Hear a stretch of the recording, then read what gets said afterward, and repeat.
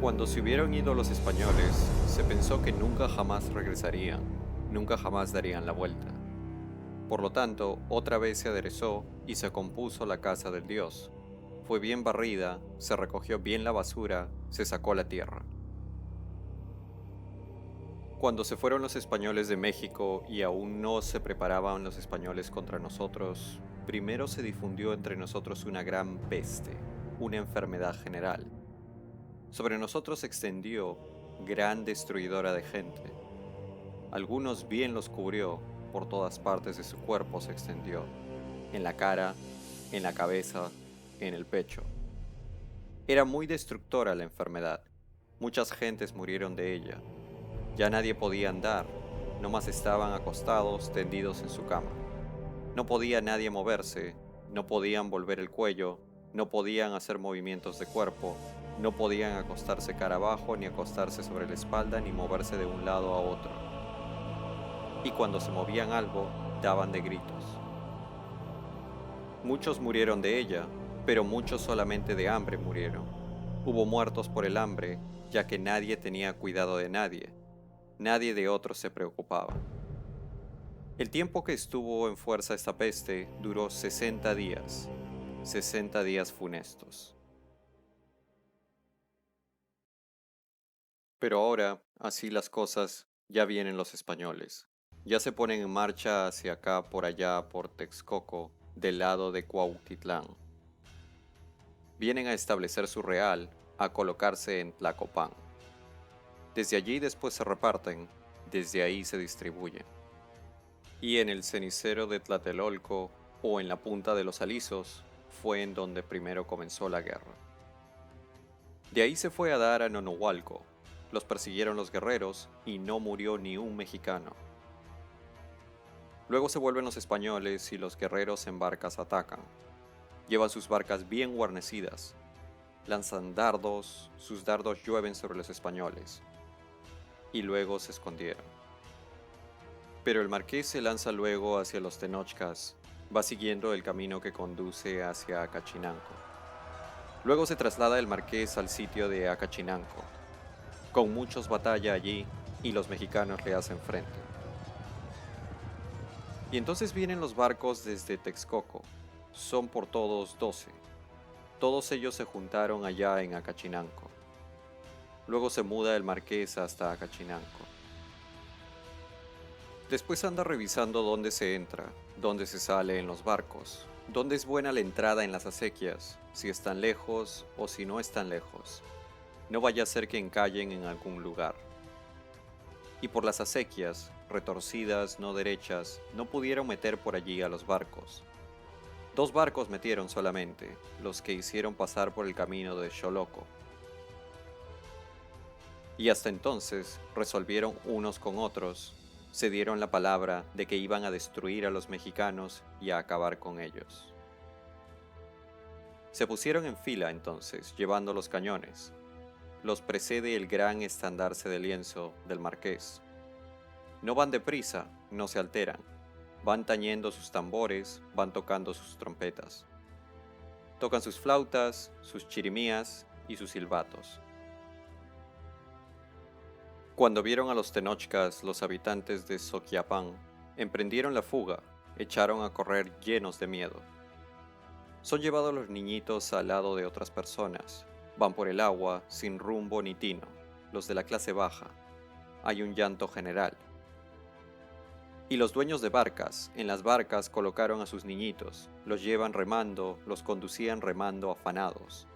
Nada tomaron consigo, por el miedo dejaron abandonado todo lo suyo. Su pequeña propiedad la dejaron perder.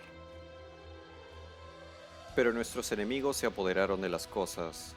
Haciendo fardo con ellas, van tomando cuanto hayan por donde van pasando, todo lo que sale a su paso.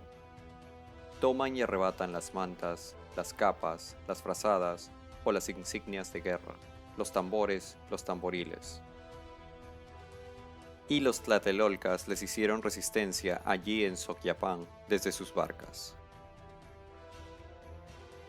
Cuando los españoles llegaron a Xoloco, en donde hay un muro que por medio del camino cierra el paso, con el cañón más grande lo atacaron. No se derrumbó al caer el primer tiro, pero al segundo se partió y al tercero, por fin, se abatió en tierra. Al cuarto tiro, quedó totalmente derruido. Pero los mexicanos cuando vieron y cuando se dieron cuenta de que los tiros de cañón o de arcabuz iban derecho, ya no caminaban en línea recta, sino que iban de un rumbo a otro haciendo zigzag. Se hacían a un lado y a otro, huían del frente. Y cuando veían que iba a dispararse un cañón, se echaban por tierra, se tendían, se apretaban a la tierra. Pero los guerreros se meten rápidamente entre las casas, por los trechos que están entre ellas.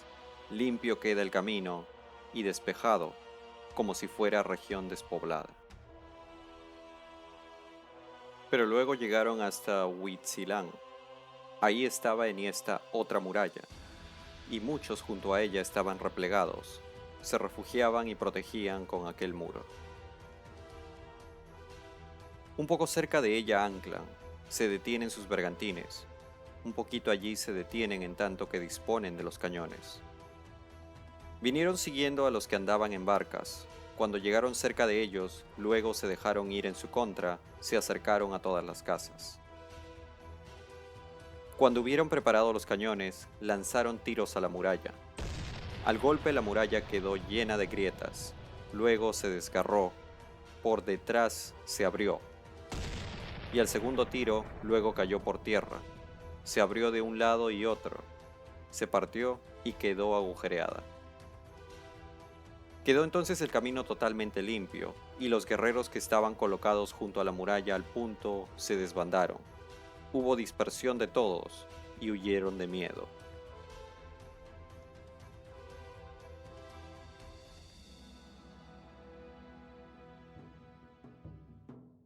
Pero la gente toda llenó el canal, y luego deprisa lo cegó y aplanó, con piedras, con adobes y aún con algunos palos para impedir el paso del agua.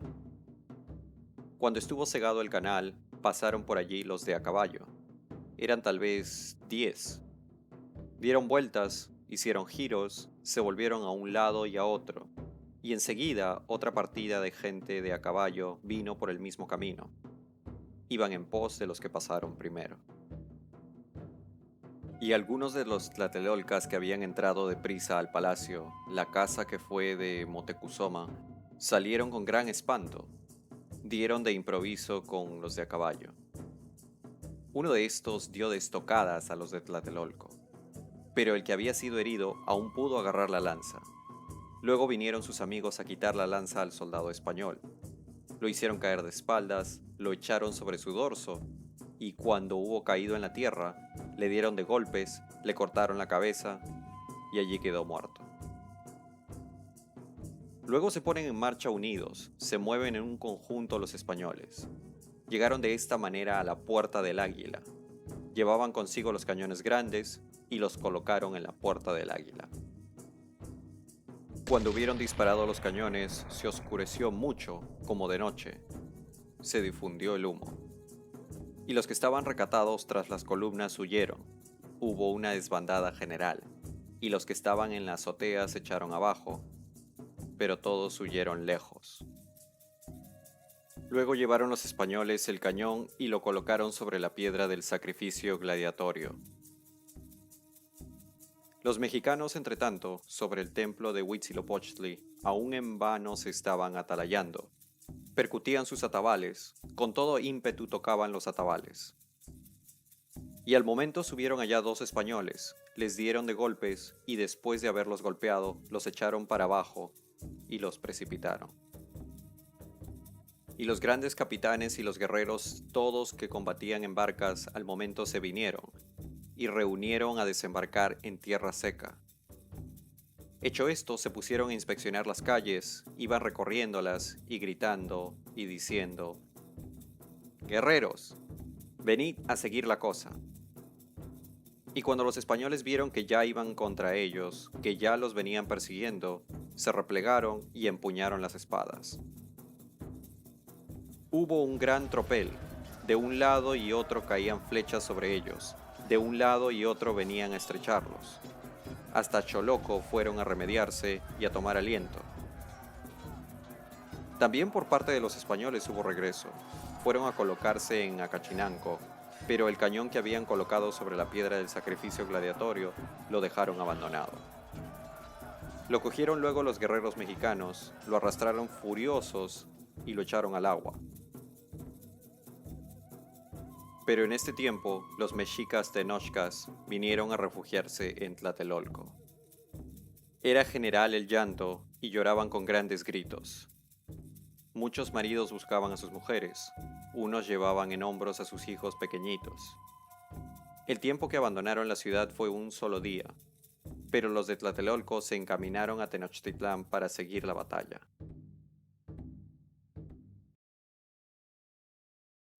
Comienza luego el estruendo, empiezan a tañerse flautas. Golpean y blanden los escudos, los que están para afrontar la guerra. Persiguen a los españoles, los acosan, los atemorizan. Luego atraparon a 15 españoles, los llevaron a sus barcas y retrocedieron, y fueron a colocarlas en medio de la laguna. Y cuando completaron 18 cautivos, tenían que ser sacrificados allá, en casa del arsenal. Al momento los despojan, les quitan sus armaduras, sus cotas de algodón y todo cuanto tenían puesto. Del todo los dejaron desnudos. Luego así, ya convertidos en víctimas, los sacrifican. Y sus congéneres estaban mirando desde las aguas en qué forma les daban la muerte. Luego vinieron a resultar por el rumbo de Cuauhecatitlán. En el camino se colaron. Y los de Tlaxcala, Alcohuacán y Chalco llenaron el canal y de esta manera prepararon el camino. Echaron allí adobes, maderamento de las casas, los dinteles, las jambas, los pilares y las columnas de madera. Todas al agua las arrojaron. Cuando así se hubo cegado el canal, ya marchaban los españoles, cautelosamente iban caminando. Por delante de ellos va el pendón, van tañendo sus chirimías, van tocando sus tambores. A su espalda van en fila los tlaxcaltecas todos, y todos los de los pueblos aliados de los españoles. Los tlaxcaltecas se hacen muy valientes, mueven altivos sus cabezas, se dan palmadas sobre el pecho. Van cantando ellos, pero también están cantando los mexicanos. De un lado y de otro se oyen cantos. Entonan los cantares que acaso recuerdan, y con sus cantos se envalentonan.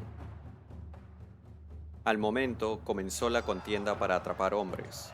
Fueron hechos prisioneros muchos de Tlaxcala, Alcohuacán, Chalco, Xochimilco.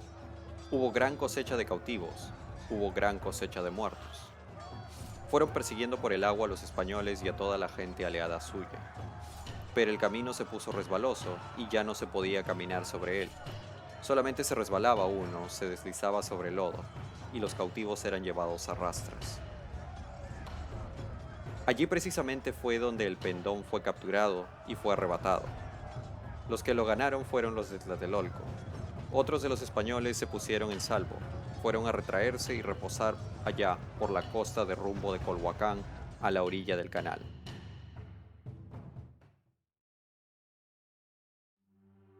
También todo el pueblo estaba plenamente angustiado, padecía de hambre, desfallecía de hambre. No bebían agua potable o agua limpia, sino que bebían agua de salitre. Muchos hombres murieron y murieron resultados de la disentería. Todo lo que se comía eran lagartijas, golondrinas, la envoltura de las mazorcas, la grama salitrosa. Andaban masticando semillas de colorín y andaban masticando lirios acuáticos, y relleno de construcción, y cuero y piel de venado. Lo asaban, lo requemaban, lo tostaban, lo chamuscaban y lo comían. Algunas hierbas ásperas y aún barro. Nada hay como este tormento, tremendo es estar sitiado. Dominó totalmente el hambre, y por eso poco a poco nos fueron repegando a las paredes, poco a poco nos fueron haciendo ir retrocediendo. Fue en este mismo tiempo cuando pusieron fuego al templo y lo quemaron. Y cuando se le hubo puesto fuego, inmediatamente ardió. Altas se alzaban las llamas, muy lejos las llamaradas subían. Cuando ven arder el templo, se alza el clamor y el llanto, entre lloros uno a otro hablaban los mexicanos. Se pensaba que después del templo iba a ser saqueado. Largo tiempo se batalló en el mercado, en sus bordes se estableció el combate. Apenas dejaban libre el muro por el rumbo en que la cal se vende. Pero por donde se vende el incienso, y en donde estaban los caracoles de agua, y en la casa de las flores, y en todos los reductos que quedan entre las casas, iban entrando. Por su parte el rey Cuauhtémoc, y con él sus capitanes, tomaron a un gran capitán de nombre Opochtzin, tintorero de oficio. Enseguida lo revistieron, le pusieron el ropaje de tecolote de Quetzal, que era insignia del rey Ahuizotzin. Le dijo Cuauhtémoc: esta insignia era la propia del gran capitán que fue mi padre, Ahuizotzin. Llévela póngasela y con ella muera. Que con ella espante, que con ella aniquile a nuestros enemigos. Véanla nuestros enemigos y que queden asombrados. Y se la pusieron. Muy espantoso, muy digno de asombro apareció. Y dispusieron que 4 capitanes fueran en su compañía, le sirvieran de resguardo. Le dieron aquello en que consistía la dicha insignia de mago. Era esto: un largo dardo colocado en vara que tenía en la punta un pedernal. Y con esto lo dispusieron tal que pudiera contarse entre los príncipes de México. Y dijo el Cihuacóatl Tlacutzin: mexicanos tlatelolcas, nada es aquello con que ha existido México, con que ha estado perdurando la nación mexicana. Se dice que en esta insignia está colocada la voluntad de Huitzilopochtli. La arroja sobre la gente, pues es nada menos que la serpiente de fuego, el perforador del fuego. La ha venido arrojando contra nuestros enemigos. Ya tomáis, mexicanos, la voluntad de Huitzilopochtli, la flecha. Inmediatamente la haréis ver por el rumbo de nuestros enemigos. No la arrojaréis como quiera a la tierra, mucho la tenéis que lanzar contra nuestros enemigos. Y si acaso a 1, a 2 hiere este dardo, y si alcanza a 1 o a 2 de nuestros enemigos, aún tenemos cuenta de vida, aún un poco de tiempo tendremos escapatoria. Ahora, como sea la voluntad de nuestro Señor. Ya va enseguida el tecolote de Quetzal. Las plumas de Quetzal parecían irse abriendo, pues cuando lo vieron nuestros enemigos fue como si se derrumbara un cerro. Muchos se espantaron, todos los españoles, los llenó de pavor, como si sobre la insignia vieran alguna otra cosa. Subió a la azotea el tecolote de Quetzal, y cuando lo vieron algunos de nuestros enemigos, luego regresaron y se dispusieron a atacarlo. Pero otra vez los hizo retroceder. Los persiguió el tecolote de Quetzal. Entonces tomó las plumas, el oro, y bajó inmediatamente de la azotea. No murió él, ni se llevaron oro y plumas nuestros enemigos. Y también quedaron prisioneros 3 de nuestros enemigos. Pero de golpe acabó la batalla, todo quedó en calma y nada más sucedió. Nada aconteció durante la noche. Y al día siguiente, nada en absoluto pasó. Nadie hablaba siquiera. Los mexicas estaban replegados en defensa. Y los españoles nada obraban. Solo estaban en sus posiciones. Veían constantemente a los mexicas. Nada se dispuso, no hacían nada más que estar a la expectativa unos y otros. Cuando anocheció, llovía, era cual rocío la lluvia. Y en este tiempo se mostró aquel presagio, aquel fuego. Se dejó ver, apareció cual si viniera del cielo.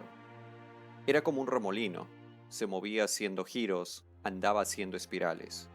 Iba como echando chispas, cual si restallaran brasas. Unas grandes, otras chicas, otras como leve chispa. Como si un tubo de metal estuviera al fuego, muchos ruidos hacía, y retumbaba y chisporroteaba. Rodeó la muralla cercana al agua, y en Coyonacasco fue a parar. Desde allí fue luego a medio lago, y allí fue a terminar. Nadie hizo alarde de miedo, nadie chistó una palabra. Al siguiente día, nada tampoco sucedió. No hacían más que estar tendidos que estaban en sus posiciones nuestros enemigos. Y Cortés estaba viendo constantemente hacia acá, parado en la azotea. Era la azotea de la casa de Astautzin, que está cercana a Amachac, y los españoles lo rodeaban y hablaban unos con otros. Por su parte, los mexicas se reunieron en Tolmayecán y deliberaron cómo se haría, qué tendríamos que dar como tributo y en qué forma nos someteríamos a ellos. Luego traen a Cuauhtémoc en una barca.